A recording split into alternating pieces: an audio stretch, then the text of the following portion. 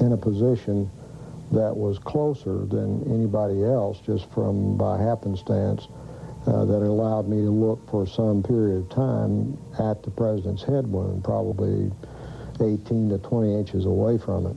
Dr. Perry, who was enlarging the wound in the neck to do the tracheostomy, told me that the small wound in the neck looked like an entrance wound. The head wound that I saw was a very large wound in the right posterior part of the head. Well, where did you think the shots had come from? What did you think?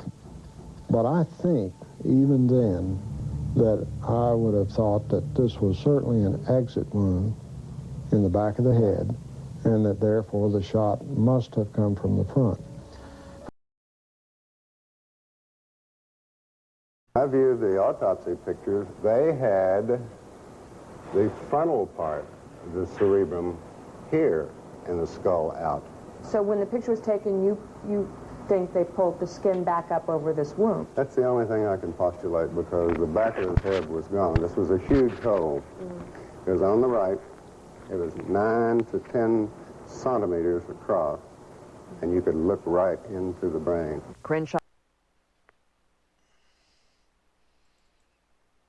Large hole is at the front of the head. See something else. This is just almost a personal question.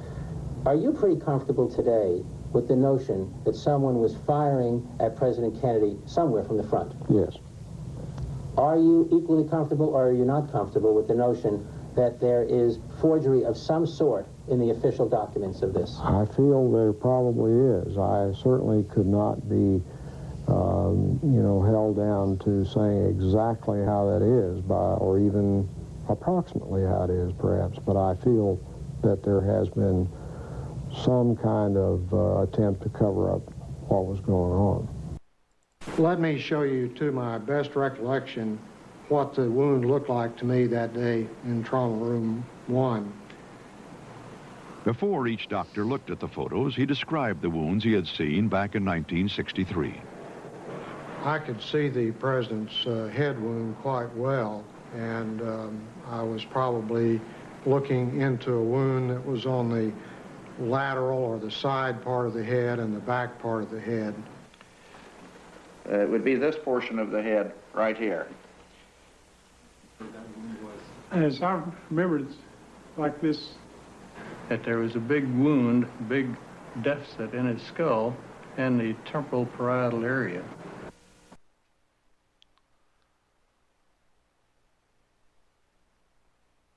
Now,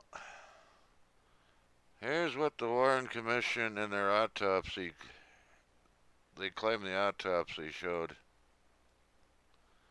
A small little wound in the back of the head. Yet on the Mormon photo, as we go in, take a closer look, I did many years ago. Something very unusual you see here. Here's somebody else that has examined this.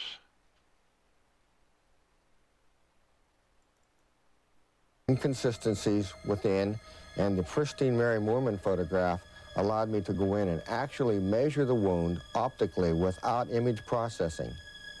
As we go into the wound and as we expand the wound and magnify it, you can see that the pixel elements, or each one of these little dots, is represented by dark squares or light squares.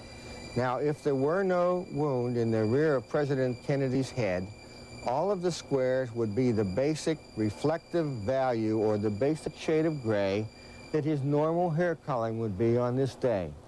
Every time, in my years of experience with this, when there is a concave or convex area that is a deformation of the overall image, there is absolutely no question that the case is, as it goes darker under this situation, that this is going from an area on the top of President Kennedy's head down into an extremely deep hole, because the entrance wound that supported this exit wound was fired from the right frontal area of President Kennedy, and it exited through the rear.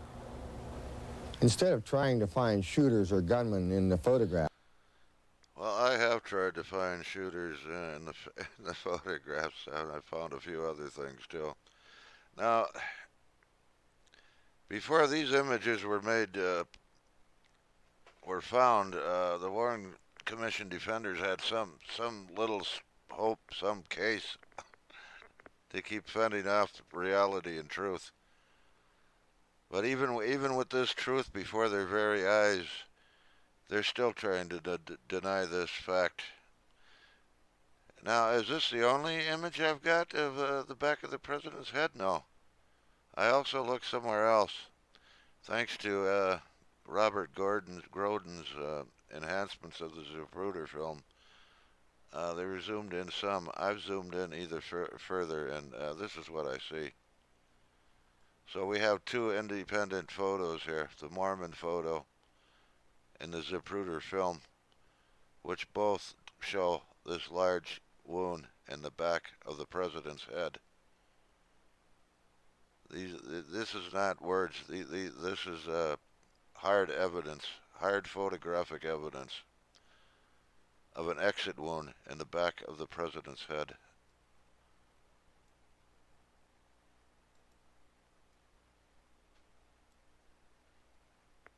How they can deny that? They could deny anything.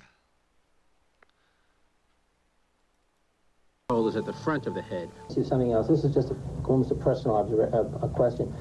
Are you pretty comfortable today with the notion that someone was firing at President Kennedy somewhere from the front? Yes. Are you equally comfortable, or are you not comfortable with the notion that there is forgery of some sort in the official documents of this? I feel there probably is. I certainly could not be, held down to saying exactly how that is, or even approximately how it is, perhaps. But I feel that there has been some kind of attempt to cover up what was going on.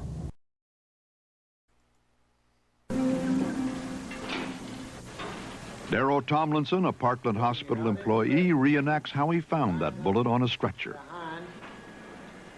The bullet was ballistically traced to Oswald's rifle. The Warren Commission concluded that it was the bullet that had wounded both men and that it had fallen out of Connolly's clothing onto his hospital stretcher. The bullet was found here in this area, and not on that stretcher. That's the stretcher I took off the elevator. The stretcher he took off the elevator was Connolly's, so Tomlinson found the bullet on a different stretcher not connected to the case. This led critics to claim the bullet was planted, but the commission decided Tomlinson was mistaken. It was there when I came up. This is the bullet. Could it look like this after it went through Kennedy's neck and then struck the governor? But after the body arrived at Bethesda Naval Hospital for the autopsy, many problems followed.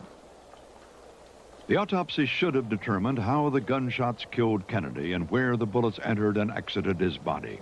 Dr. James Humes, a Naval Hospital pathologist, not a forensic expert, was in charge. This was his first autopsy involving gunshot wounds. It resulted in many irregularities. He did not examine Kennedy's clothing to locate and confirm entry and exit wounds. He did not dissect the neck wound to trace the bullet's path through the body. He did not locate the wounds with reference to fixed body landmarks, and he apparently made errors of several inches in drawings locating the wounds. He did not properly examine the brain, which disappeared some years later and has not been found since. He didn't realize there was a bullet wound in the front of the neck until he contacted the Dallas doctors the following day. By then, the body had been removed and re-examination was impossible. And finally, he burned his original autopsy notes before they were made public. Compounding these problems, the autopsy descriptions of the wounds were substantially different from the way the doctors in Dallas described them, as David Lifton explains. We have two groups of doctors seeing the body, which is evidence. Their observations are 6 hours apart. What did they see in each area of the body? In the area of the neck, President Kennedy suffered a wound in Dallas, which was described as an entry wound. If Kennedy was shot from behind, the wound on the front of his neck had to be an exit wound. But that's not what Nurse Audrey Bell, on duty in the emergency room that day, recalls. It looked small and round, like an entry wound, instead of larger, like an exit wound could often look. The wound was about 5 millimeters or a quarter inch across, the size of a pencil, right at the throat, at the Adam's apple. That wound, Dr. Perry made a tracheotomy through. Lifton claims he was told by the Dallas doctor who made the tracheotomy that his incision through the neck wound was smooth and less than half the width described by Dr. Humes, the autopsy doctor. More significantly, he describes it as having widely gaping irregular edges. So the inconsistency here is that we have a widening of a wound, which in Dallas was thought to be a bullet's entry. At Bethesda, in the autopsy report, their conclusion is that this is the exit for a bullet, which entered from behind. At best, confusing. Dr. Robert McClelland saw the wounds firsthand at Parkland Hospital in Dallas. The wounds are consistent, I think, not with the bullet having been fired from the 6th floor of the depository building from behind the president, but from somewhere around the grassy knoll or the triple underpass, somewhere in the front. Seeing that zapruder film and noting the way the president was thrown backward violently to the left, and having seen that wound, I thought to myself, there's no way that that could have come from the 6th floor behind him. And what?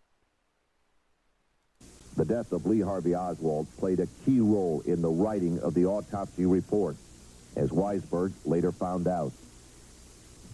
There was nothing about the autopsy that wasn't unusual, including where Dr. Humes wrote it.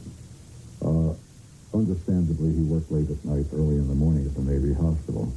Instead of going back to his office and working there the next day, he just got everything that he could and went to his, what more appropriate place can you have, his recreation room. And in his recreation room, he wrote out an autopsy report.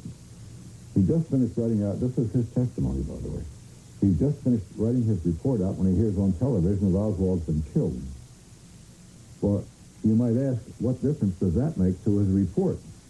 There's only one sense in which he can make a difference. And that is, he knows very well there's not going to be any trial of Lee Harvey Oswald. He's dead. So Dr. Humes said he rewrote the autopsy and burned the originals there. Dr. Humes' destruction of his original draft, later certified and approved by the president's personal physician, went unchallenged by the Warren Commission. Although we will never know for certain what the original report contained, the evidence appears clear on this point, that once Oswald was dead and there was no possibility of a trial, the autopsy doctors deliberately mislocated the wound in the president's back, a falsification which was essential to the commission's contention that Oswald was the sole assassin.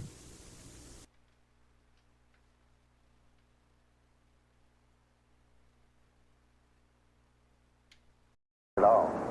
They did not even do a research project enough to find out who all was in the room. Only those people who wrote up their comments or what they saw were called for the Warren Commission. And you, being a young doctor, decided not to write up your comments. I didn't like the way the project was being handled. And afterwards, when everybody in Dallas knew it was Lee Harvey Oswald, and I didn't think so, I was not going to rock the boat.